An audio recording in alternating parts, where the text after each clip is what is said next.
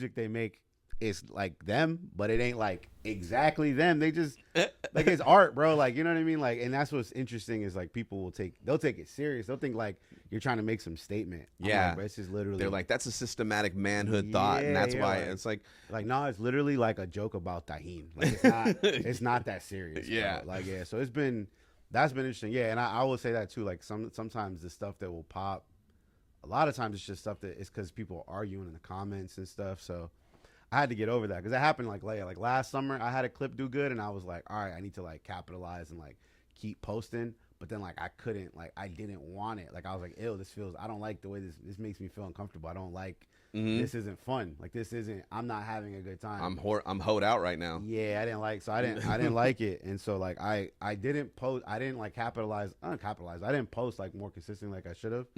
And then like this time I've just been like more like dialed in, like, all right, I'm going to post stuff every day and I'm going to just see how, I don't really know how sustainable it's going to be, but I'm just like locked in and I'm less like now when I see a bad comment, I just get rid of the notification and then I just literally, I will respond to like the positive stuff. Oh, okay. So like people who are engaging and like, they're like, oh dude, this is funny, or, oh, yo, I'm from that your hometown too, or oh, yo, yeah, I live in San Diego, like whatever it is, like those people, I'm like, or they're like, yo, this was mad funny, like I gotta follow you, like I'll at least be like, yo, hey, thanks for watching, appreciate you, you know, like, yeah, because I'm like, that's where I want to put my energy at, is like the positive people that are like they're getting something out of it, which is cool, because to me that's just the added thing, right? Like I look at it like whoever was in the room, they got the real show, yeah, and then if you're just on your couch and you're scrolling, this is just like a bonus thing you got. Like, so if you thought that was cool and you laughed in your couch, like, that's pretty dope. Like, I just did the show for, like, the real people that were there. Yeah. And you saw it on your phone and you had a good experience. That's cool. You know what I mean? And I look at the people that are not feeling it just same way I look at the people who, like, don't like you at a show. Which there's always those people. You know, you see them that you could tell they kind of make half eye contact with you. They feel weird because, like, the crowd liked you and they laughed, but they hated you. Yeah. So they can't tell you. They can't walk up to you and be like, hey, you suck, man. Because everybody else is telling you, oh, my God, you're good. Can I buy your stickers? Yeah. And they don't want to go tell you suck because it's real life now. Mm-hmm. So that miserable person also exists on their couch, except they have like no emoji, as no avatar, and they could just say whatever they want from the comfort of their house. Avatar. You know what I mean? Like, so that's what it is. Like I had to realize that. I'm like, some dude wrote that yesterday on one of my posts. He goes, last night, I actually laughed, which was, I felt good for me as a person. He goes, you're still a lame from Rhode Island. This isn't funny at all.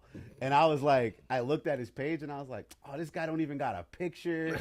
He's got like, he follows more people than follow him. I'm like, man, this guy is just, this isn't even his real Instagram. Really? You know what I mean? So I'm like, why am I going to take this guy? Something happened to him. Mm-hmm. It has nothing to do with me. Because you're originally from the East Coast, from the East Coast. Dude, what if it's just like what if it's just some jealous ass old schoolmate classmate, bro? And you know what's crazy? I thought that too. I was like, oh, what if it's somebody who just don't like me and they're mad to see that I'm like actually still doing comedy, or that anybody would even find me funny, you know? And then, like I said, in the same moment, I thought about it. Like 3 days before that, my high school football coach saw a video.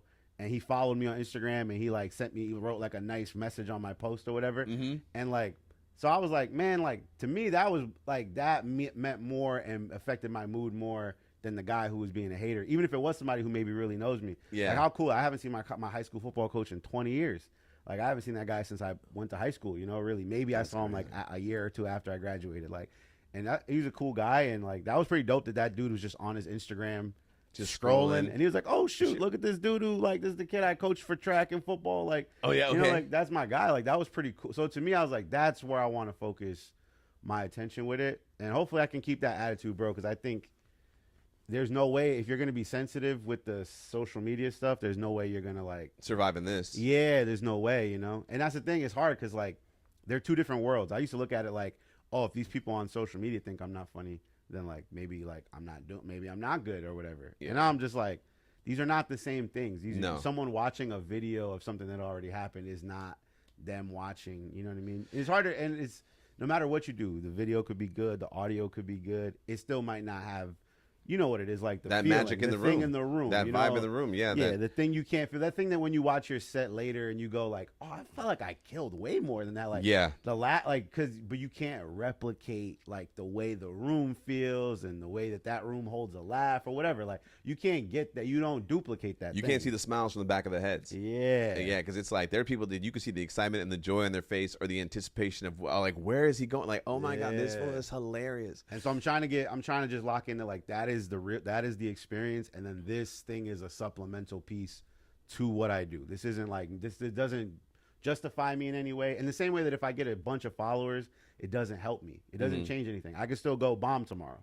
Like, you know what I mean? Like, I can still go up at some bar show and have to eat shit on stage for 30 minutes for like a bunch of locals at a bar. Like, it doesn't change. Just because you have 10,000 followers, you can have 100,000 followers, 1 million followers. It doesn't change that, like, when you go on stage to do the thing you really like, it could still, like, you know, that feeling of like it could go either way. That's the excitement of getting on stage, is like you don't know how it's gonna go. It is live. It is like, you know, you might have a weird heckle. You might have like a person who's just, you know, that person who's not having a good time, arms like that guy in the front row that like you're killing and he hates you and you're like, why can't I win with this one guy? Like, that is like that's the real sport of it. That's the real like excitement of it. And then like the social media thing is just like, it is a piece of it. I look at it like it's got to be like if you're like an actor and you got to do press and stuff. Like, you know, like you don't wake up as an actor, I'm sure, geeked up like, yo, I can't wait to do this press run for this Avengers movie. You know, like you want to do the cool thing where you got to pretend you were, you know, like so you got to act. You know, like you did the movie already. That was cool, but now you got to do all this other stuff that's part of that. It's part of the game, so you can do it again. Exactly. So that's why I'm trying to like get my mind a little more chill. But it's a trip though, like because like when I first started doing stand up, I didn't sign up for the stand up. Is completely differently changed, like because of that aspect. Like I didn't sign up for this. I signed up to get to a special that was special. I didn't get up to just like do, you know, hopefully I could do, you know, 15 minutes and I'm gonna just, you know, kill with this 5-second clip and then I'm just gonna get 15 minutes and then I'm gonna, because that was the thing too. When I started realizing about comedy, I was like, oh, they treat this like an entry-level position. Like, this is what I want to do. Like, I love this. Like, I don't look at this and be like, this is my stepping stone to get to the movie or to get to that. I was like, yo, that's all secondary. That's a byproduct of me doing my passion. And I was like, and I even hate the way I said passion, but that's kind of what it is. Like, we've talked about it before, too, with other comics, too. It's like, yo, like, that moment when you find that thing that you've been trying to work at and now it works today. And you're like, there it is. And that's what I do it for. And then it's like after I'm done with that, like I got to do it again. I got to figure it out on another spot. But it's just a good thing. But like I said too, we signed up. The comedy has changed to where, the social media is definitely an effect. You know, you do it. And I'm like trying to figure out things that I don't mind doing consistently on social media, because it's like I'm not going to keep posting my stand up on there. You know, it's like, so what else do I want to do? And like you said, I feel hoed out too after a while. Like oh, I don't want to do challenges. I don't want to do the trend. I'm not trying to dance on and TikTok. Some people are really good at like the talking head thing where they're just like in their car talking, or they're like on a walk and they just have a funny idea, and like maybe they don't have a show that week to go try to. But that's the thing too. That's the problem too, is like when you do the talking to the camera thing, just to the phone, you could just say whatever is there, it's done. But if you do go take that idea on stage, then you look at it and you go, well, it could be better. I could do this. And then like the perfectionist in you start kicking in and you just keep trying to mess with it. I will say like, it's tough, man. Finding like, what am I comfortable with on the social media thing? What is working for me? You know, that's the other part too. Sometimes something works and you're like, shoot, but I don't want to do that. I don't want to work. I think about it too with some people I know who like either they pop off with like maybe like they do sketches or something and a character pops. And it's like, well, now you're like that character. Or like if you have like a gimmick and now like, you know, like not like in a bad way. I don't mean gimmick in a bad way, but like if you're a wrestler and you do a gimmick and that becomes you, like you don't get to just be like, oh, I don't want to be the guy who's like, I don't want to be the Undertaker no more. It's like, no, you're the dead guy, bro. That's your thing. That put works. On the costume and shut put the it fuck on. up. Exactly. Come out in the hat, roll your eyes in the back of the head. Like this fat guy's gonna carry an urn around you. Like you know, and even if you're not like, oh, dude, like I don't like. you don't get to decide. When it's over, then maybe you get a chance to rebrand, try again, do some different stuff. So when I think about like people getting stuck into a gimmick, I don't think even about it like comedy. I literally think like, oh, if I was a wrestler and I pop for this one thing, like what the hell? Like you imagine like you're Yokozuna, dude, and like that guy is not Japanese, bro. Dude is Samoan, and like he had to be Japanese, because this works. You know, like if it's a man is like, still, I don't give a fuck. He's like, I'm Samoan. Or like if you do impressions or something, and then you want to do a shitload of impressions, but you pop doing like one impression, then and now you always doing that impression. Like you got to have some real gumption about you, like to like, I'm going to do these other ones even if they're not hitting, because I'm going to show people I can do a bunch of impressions. I'm not just the guy who does Charles Barkley. I can do a bunch of things, you know, and it's hard, dude, because when something works, bro, like the algo wants you to keep chunking it out. Feeding it. That's what it wants, you know, so yeah, it's hard, man. Especially like you said, when that's not the main thing, that's not what you want to do. And I think that's where some people, it's that shit starts sucking your soul, bro. And it's like, and then what happens when you do get on stage? Are you still motivated the way you used to be? Do you still care the way you used to care? Like, it's hard. Or even it takes away from the writing process. Yeah. Like now I'm so focused on what's the next skit, not the next bit, or not, you know. So it's like it fucks me up. It's so funny you're talking right now too about wrestlers and stuff, and I was like, oh, he's of age, because you're referencing like Undertaker, Yokozuna, and shit like that. That's hella funny. But like it's so funny because comics, I've noticed that too about comics. They're hella into wrestling.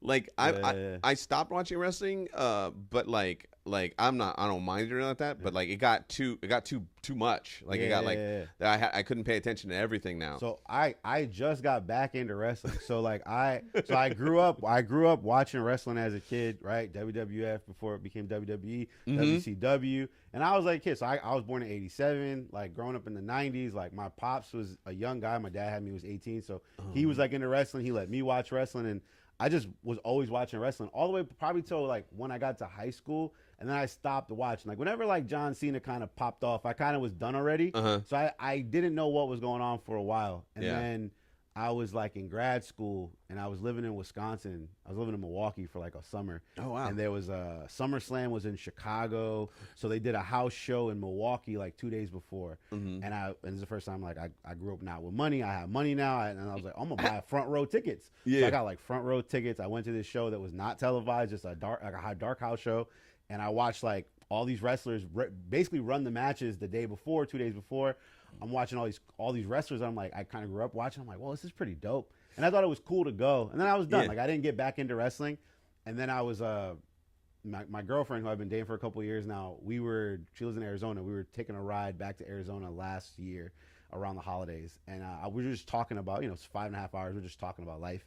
And I was talking about how, as a kid I was so into wrestling. I loved wrestling. And she was like, oh, that's pretty cool. And then she's Mexican, so I was like, did you ever get into like growing up like in Tijuana? Did you like lucha stuff? And she was like, not really, but like it's interesting. And I was like, yeah, I would be down to like, I would love to go to like Raw or SmackDown or something. And she was like, oh, I would totally go. And I was like, nah, no way. And she was like, I swear to God, I would go. That sounds fun. So dude, I literally on the car ride, I looked at my phone and SmackDown was coming to Phoenix in like literally a week after that conversation.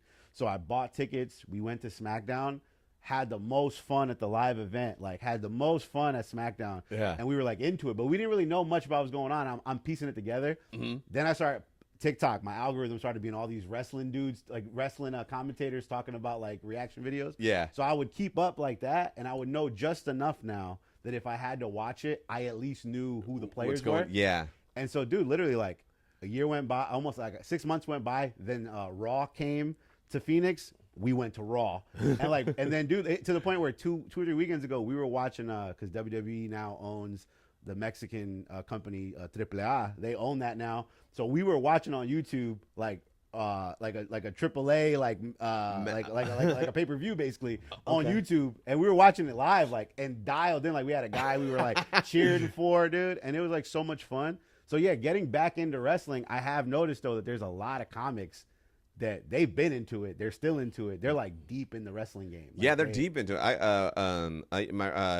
He used to be my roommate, Chris Tinkle.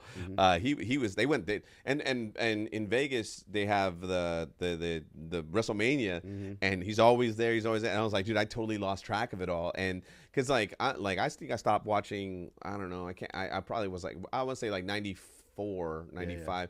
And it was like, I remember like Survivor Series and all that stuff and the Royal Rumble. And, but like, I just like, it got too much because like fools were jumping sides. And I was like, who's good now and who's bad now? And I was like, you know what? And that was peak time where guys would leave one company, go to the other company. Yeah, go to WCW. They'd have to change their name and stuff because they didn't own, like, you know, like Scott Hall doesn't own the Razor Ramon name. Yeah. So he can't go be Razor Ramon. He's got to be somebody else. And yeah, dude, I grew, that was my childhood, dude, begging my parents to, like, you had to call on pay-per-view. You had to order it. Like, you had to call the phone and then they would turn it on your TV. Like, I used to be like, I remember as a kid, I would ask my dad, like, yo, you don't have to buy me a birthday present. Like, can you please get us this pay-per-view? Like, we need to watch. Because there was nothing more, like, lame than going to school the next day and not knowing. And then I had a lot of homies that, like, their parents had, like, they had the black box, so they was watching. They was stealing cable. Yep. And my dad's over here being an upstanding citizen, so he's not stealing cable. And so, like, you know, I gotta beg him to pay money so I can see what's going on. Yeah.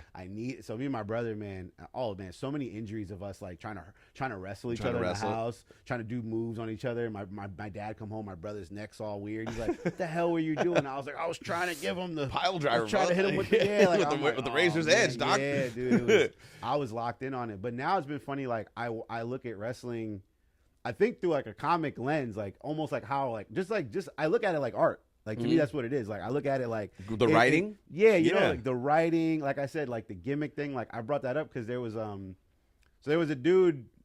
It won't be long, but Chad Gable is a wrestler, kind of like a Kurt Angle type, real wrestler guy. He got hurt. They had a gimmick where he was pretending to be a luchador. Okay. And he was called El Grande Americano, but he didn't speak. He didn't speak English. He didn't speak Spanish. He only spoke English. Like, but he was acting like a luchador. But he was super like American. Everything was America. Like El Grande America. He would say he's from the Gulf of America. Like it was like a troll thing, right? And then he, during that run of being El Grande Americano, got hurt for real, and so the gimmick and the character was rolling.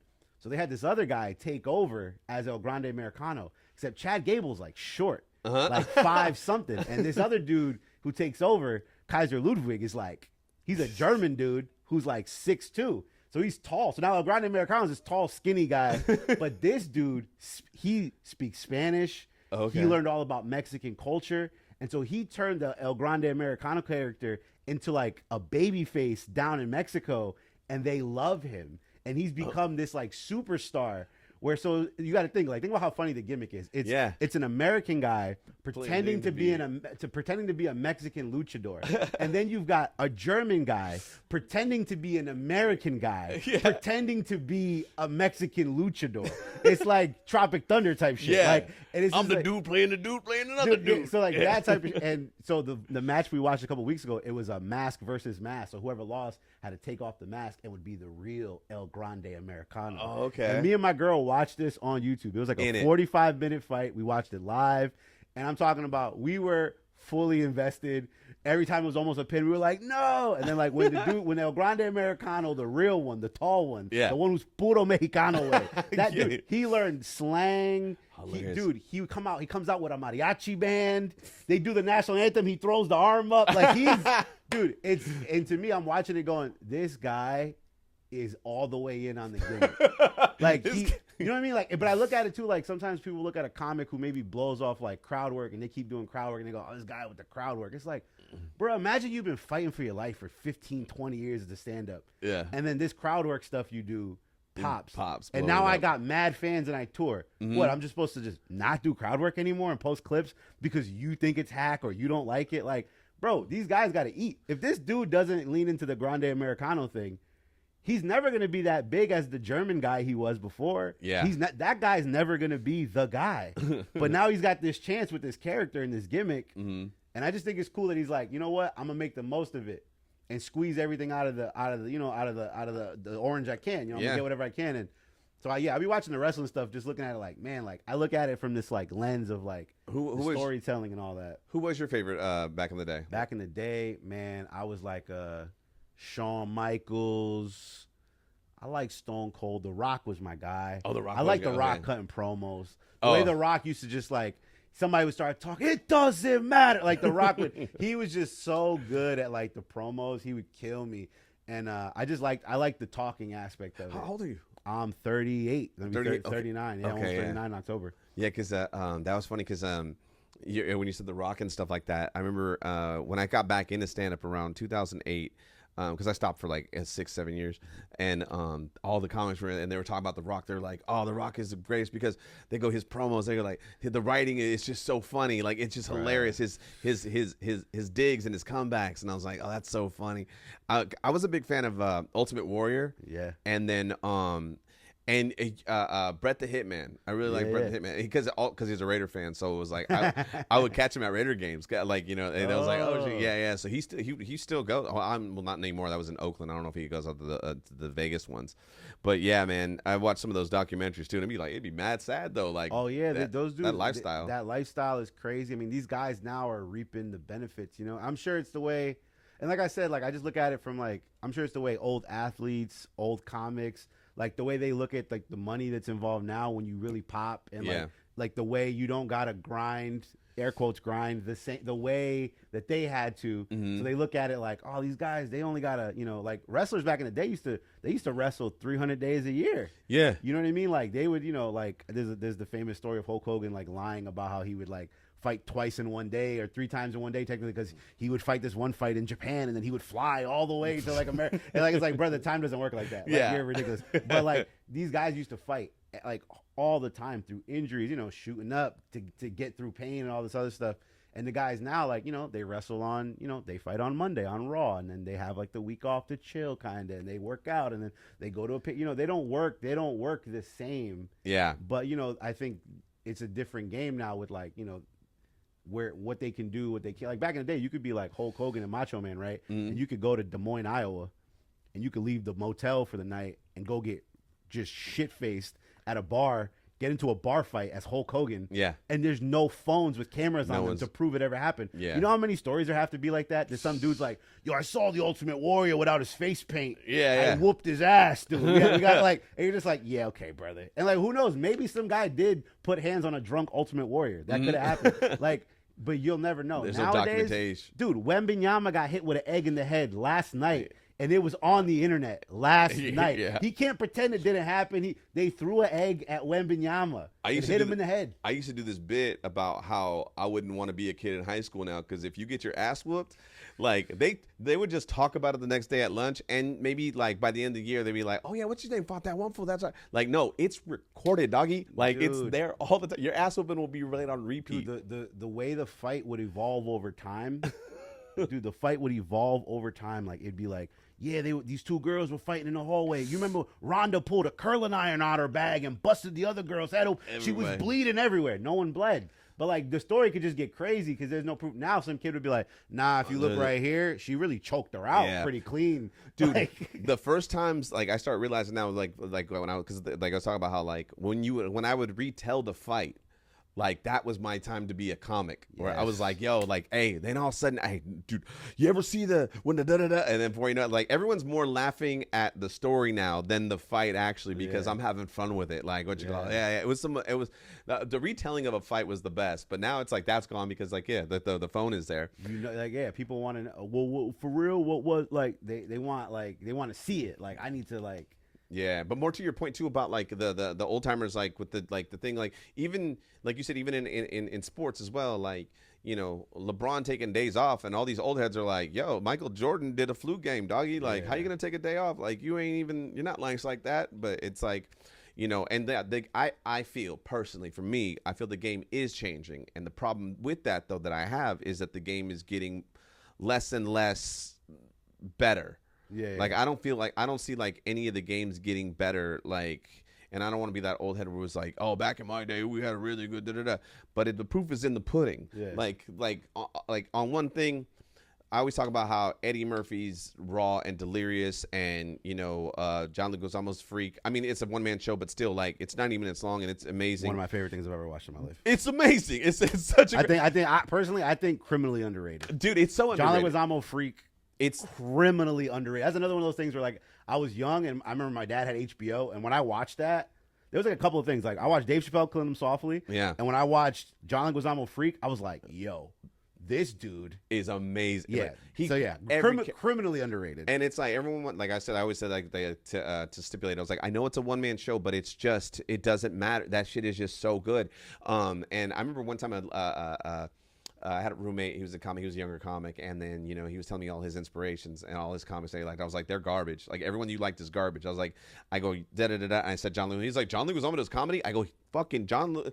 I was like, hold on. I was like, you never seen The Freak? He's like, no. So we put it on, and then we watched it all, and he was like, that was amazing. I go, that's 90 minutes, dog. Like the things that I watched that inspired me to be a comedian made me time travel. Like that's how good it was. Like I didn't know. Like the last joke was said. I'm like, what? It's over already? That was an hour? And I go, but now, like we said, the game is so saturated and watered down that like the proof is in the pudding right when you see what their special is. And you're like, I've seen a lot of specials where I'm like, I look at my watch now. I'm not time traveling. I'm like, yo, there's 40 minutes left. We're 20 minutes in. Yeah. Dog, like this is different. It's crazy, but it is what it is. And like all I could do is just still, like you said too, just be you, just keep doing you. Yeah, and you just got to keep on figuring and just keep on chipping away at this stuff. I will say the one thing recently that changed a little bit for me. I think one of the reasons I've been posting clips lately, and it's been like there's like crowd interaction stuff here and there, kind of like throwaway stuff that I'm like, whatever, if this doesn't even go, I don't care, I'm just doing it to feed the beast.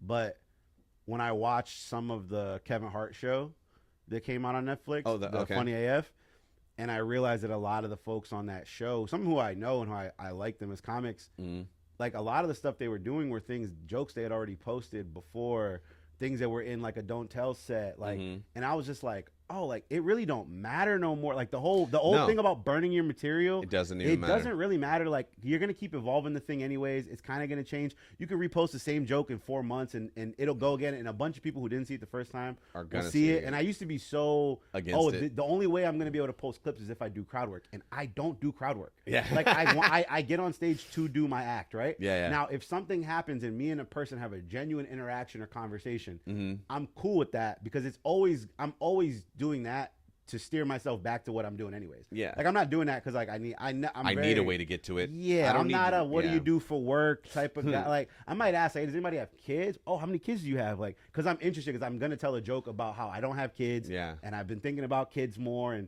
so I'm really just engaging with you because I'm curious because like you're a person who has a thing I don't have and I want to talk to you. Yeah. Just as a bridge maybe, right?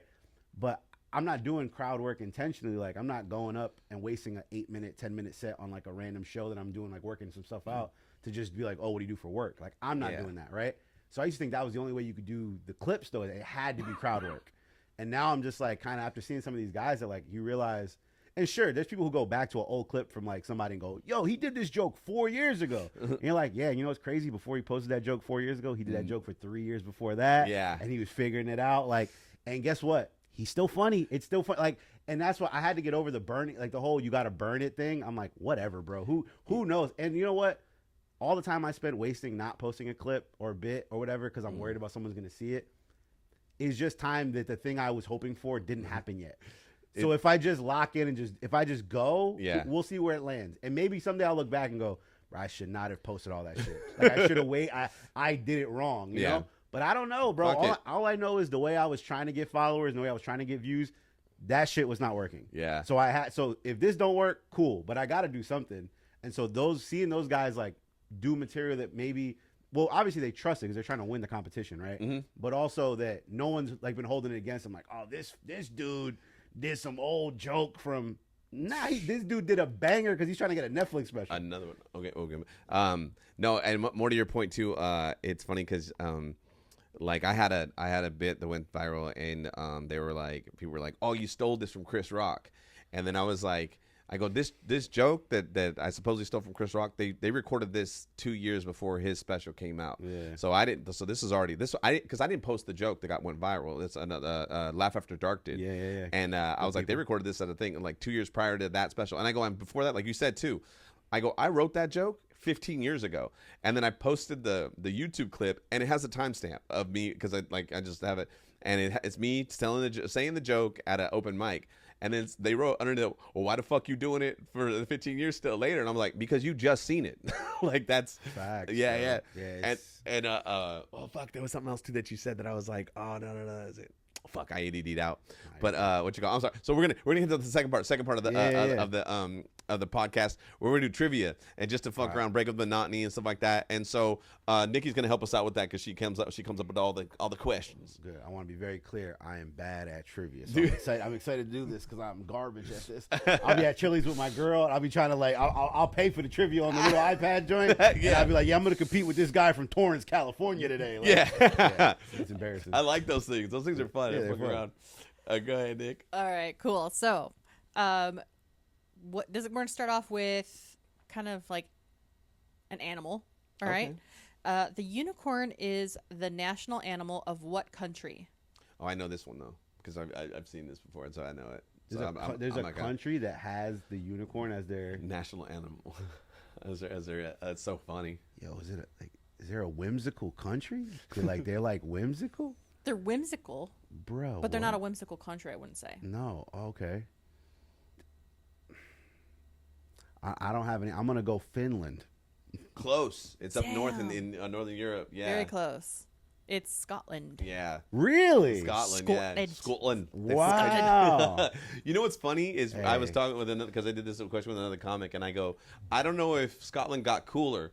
I think it got cooler. Yeah. Hell yeah. Because it's like, they're like, I feel like they're trying to clean up there. The PR person was like, yo, we need to check. Like, I would not have guessed Scotland. Yeah. But guessing Finland was just because I was like, maybe it's a country that's like kind of blah. But like on paper, but like they they're trying to rebrand. What the hell does Finland do? It's like I don't know. We don't know what we do. Let's just be a unicorn. Listen, the World Cup's going right now, so I'll name a bunch of countries. I'm ready. There you go. All right, we're gonna go into more of the science category. Mm-hmm. What percentage of the universe is made of dark matter and dark energy? What percentage of the universe? Are you Googling, Carlos? No, I'm. Ernst is hitting me right now, and I was like, classic Ernst. Shout out to Brett. He's the reason I moved to California. Oh yeah, no kidding. Yeah. I did a show with him when I was like an open micer kind of still before I moved to California at Comics Mohegan Sun, and I was a year into comedy, and I opened a show. He popped in on, and he made the host give fake credits for him, which was funny. And then when I got off stage, he goes, "How long you been doing comedy?" I was like, "A year." He goes, "You're not bad." And he's like, you don't have to stay in Rhode Island for your whole life. You can leave. Mm-hmm. And I was like, yeah. I told him what my job was, my day job. He's like, you can do that anywhere. He's like, get as close to New York or LA as possible, and then just build from there. So I moved to California because of Brett Ernst. Fun fact. Shout out to Brass, my guy. Also, he would let me hang in green rooms I shouldn't be in, and like make people take pictures with me when I wasn't even on the show. Like, he's just a good dude. I'm gonna say 93% of the universe is dark matter. Okay.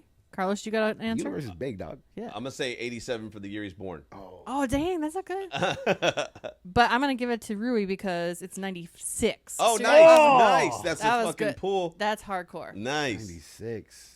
Oddly enough, kind of keeping in the science category, what notable astronomer penned the 1980 best-selling book Cosmos? Oh, I know. I think I do. Shoot, I don't. I'm going to go L. Ron Hubbard. What do you think? Oh, maybe not. Shoot, I don't even know, bro. I was gonna say Neil deGrasse Tyson. Both good guesses. It's Carl Sagan. Oh, Carl Sagan. Okay. Neil's that's the only science guy I know besides Bill Nye. That was a great one. Yeah. He's a space one. You know what I mean? So. All right, this one is kind of going into culinary arts. Okay. How many folds are in a chef's hat? Oh, that's a good question. I'm thinking of the chef in Muppets. We do good. The Swedish chef. I'm gonna go with 8. 8 folds. I'm gonna say 4 folds. Okay. All right. Well, it's 100. 100? What? I'm sorry, I yelled right into the mic. I know. Yeah. It's 100. I yelled too. 100? It's chef. Remember the folds? They go up. It's vertical. Oh, because it goes like. Yes. Okay. I'm over here thinking it goes. I don't know nothing about chef's hats, bro. Guys, were you thinking like In-N-Out chef hats? Yeah, I was. That's what it is. Yeah. Mm-hmm. Okay, so now we're gonna go into movies. Okay. Or TV shows. What actor played Big Giant Head on the TV show Third Rock from the Sun? Dude, I don't know. But I like know almost all the actors in that except for that. I know there's like French Stewart was the what you call it, and John Lithgow. You got he wasn't that. What you call it? Who else? The kid? Josh Gordon-Levitt. He wasn't that. Yeah, he was a kid. Yeah, and then what's her name? Oh, I just blanked on it. Christy. Damn, you're good. Something. You should get the point just because you can name I know, right? Literally the whole cast. Yeah, she said big. She said big head. I thought she was going to say Zordon from Power Rangers. Oh, there you go. That would have been great. I wouldn't have known that guy either. I'm not good. No, I don't know. It's William Shatner. No way. Hell yeah. Okay. Isn't that wild? How did I not remember his voice in that then? Yeah, I know. He's got such an iconic voice. There's a and it cracks me up every time. I mean, it was on Third Rock from the Sun, and John Lithgow is in a pirate costume. It was like a Halloween episode, and then the guy walks up. He goes like to John Lithgow. He's like, "Hey, where are your Buccaneers?" He was like, "They're under my bucking hat." That's funny. It was right there. It's right there. Like that. All right, we're going to animals now. All right. What breed of cat does not have fur?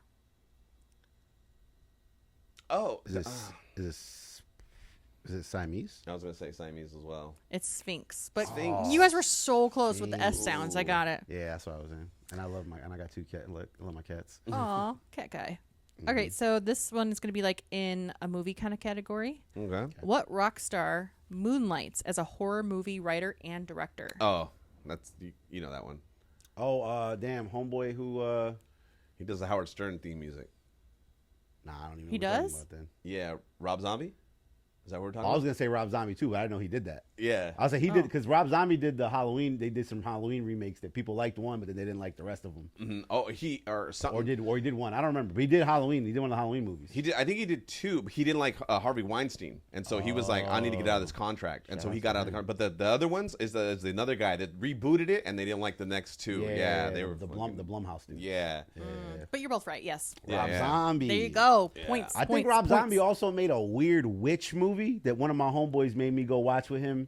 I don't know if you've ever had this happen where you go to a movie with your homeboy and that movie's so bad that they tell you whatever other movie you want to watch next. They're not even like they're gonna let you choose. Yeah, like yo, bro, whatever you want, dog. Like, yeah, it's all you. Like my bad. I did because I'm not a horror movie guy. My boy took me to this Rob Zombie movie and it was like with like witches and stuff, but like it was like witches and they had like dildos. It was very very weird. Damn. And he looked at me middle of the movie. He was like, "This one's on me, bro." I'm like, yeah, it's on you, bro. This is mad uncomfortable. All right, kind of sticking with animals a little bit. Which animal comes from the Chinese zodiac cycle? Which animal comes first in the Chinese zodiac cycle? The first animal in the Chinese zodiac, I'm gonna say a bull. Good guess. I'm gonna go rabbit. Both good guesses. It's actually the rat. I was gonna say the rat next. I don't want to be that guy though. Be the fucking rat. This one's not so much trivia. It's more like, I guess, when people take a lot of data input. But what is the number one item people accidentally leave at work? The number one item. This is like Family Feud type stuff. Right? Yeah. Number one item people leave at work. I would say keys. Good guess. I'm gonna say an umbrella. Oh shit. Oh. Yeah, we don't have that problem in Vegas, but Yeah. good guesses. It's actually phone chargers. Oh, Phone charger. bring your Oh, it's an updated version of this question. Yeah, it was like a recent survey. Yeah, but I guess it's also the thing like they leave the most. So no, I just think I always find that when I was on the East Coast, it might be raining or something during the day, and then like you're at work all day, and then you go out at lunchtime and it's not raining, and then you go, oh, we're done with the rain thing, and then you just leave and you just don't even and then you get to your house, like, I don't got my fucking umbrella, and tomorrow you're getting rained on. But you're right though, other places. I always make it to the car, and I'm like, oh, I forgot the fucking keys. They're on my desk. Classic. Yeah.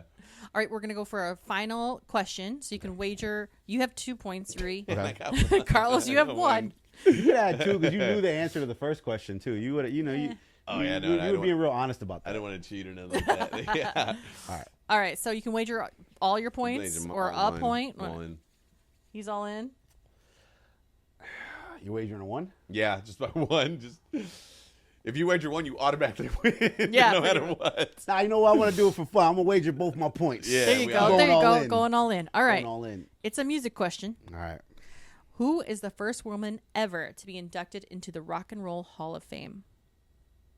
The first woman to ever be The first woman. I would say Joan Jett. Good guess. Every time you say that, I know that it's wrong. Nice Shoot, try. This is why I don't poker. First woman to ever be inducted. Tina Turner. Ooh. Oh, that's a good one too. Ooh, Tina Marie should be it though. Yeah. Aretha Franklin. Franklin. There we go. Okay. That was a good one, guys. You did really good. Right on. Really good. Went further back. Just Well, Diana Ross. I mean, Rui totally obliterated you with 2 points to the one. Wow. So sorry, not sorry.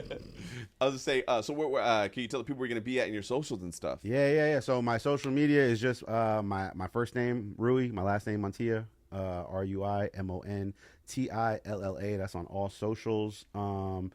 And yeah, man, I'm on the road right now, opening up for my boy Zoltan. So I'm about to head. Funny dude. That's my guy. Yeah. So if you love clean comedy, good for the family. I get to work out my feature act as a clean guy too, which is fun.